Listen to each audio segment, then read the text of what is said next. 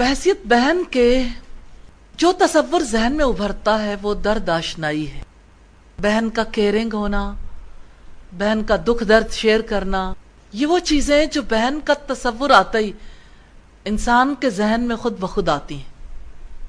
ہم تاریخ اسلام کی ایک بہت ہی پیاری بہن کو دیکھیں گے. دو شخصیات کی بات ہے، تذکرہ ہے حضرت موسیٰ اور ان کی بہن کا. لیکن حضرت موسیٰ تو ابھی بہت ننھے تھے.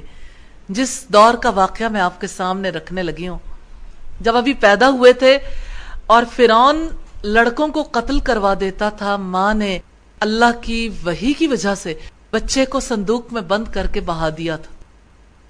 لیکن بہن کا مزاج شیمہ کے اندر ہمیں پورے بھرپور طریقے سے نظر آتا. یہ وہ بہن ہے جس کی تربیت ام موسیٰ نے کی تھی.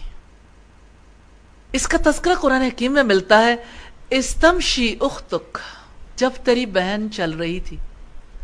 بھائی پانیوں پہ چل رہا ہے لیکن قدموں سے نہیں، پانی خود بخود بہا کے لے جا رہا ہے. لیکن بہن کا دل لٹکا ہوا ہے. ماں نے ذمہ داری بھی لگائی ہے، لیکن بھائی کے ساتھ جو ایک تعلق ہے، اس تعلق کے ناطے ایک ہی بات ملتی ہے، استمشی اختک، جب تیری بہن چل رہی تھی. چلتے چلتے وہ دیکھ رہی تھی کہ اب وہ صندوق کہاں پہنچ گیا، اب کہاں پہنچ گیا. یہ دریائے نیل تھا اور دریائے نیل کا کنارہ تھا اور ایک بہن تھی جو اپنے بھائی پر نظر رکھے ہوئے تھی. اور پھر ایسا ہوا کہ وہ صندوق بادشاہ کے محل کے باہر جا کے ٹھہر گیا. اللہ کے حکم اور اللہ کی تقدیر کے مطابق فرعون نے اسے اٹھا لیا. فرعون نے اسے اٹھایا تو حضرت آسیہ نے یہ بات کہی تھی، فرعون کی بیوی نے، کہ کیوں نہ ہم اسے اپنا بیٹا بنا لیں، یعنی ہم بھی تو بے اولاد ہیں. اور بات یہ ہے کہ اللہ کی تقدیر نے جب پورا ہونا ہوتا ہے تو اس کے لیے اسباب پیدا ہو جاتے ہیں. ہوا یہ کہ حضرت موسیٰ گئے تو سب سے پہلی فکر یہ لاحق ہوئی کہ بچے کو غذا کیا دیں. اور اس وقت تک ابھی خشک دودھ دریافت نہیں ہوا تھا. جیسے فیڈر پلانے کا سلسلہ بعد میں ہوا، اب تو کسی کو کوئی پرواہ ہی نہیں.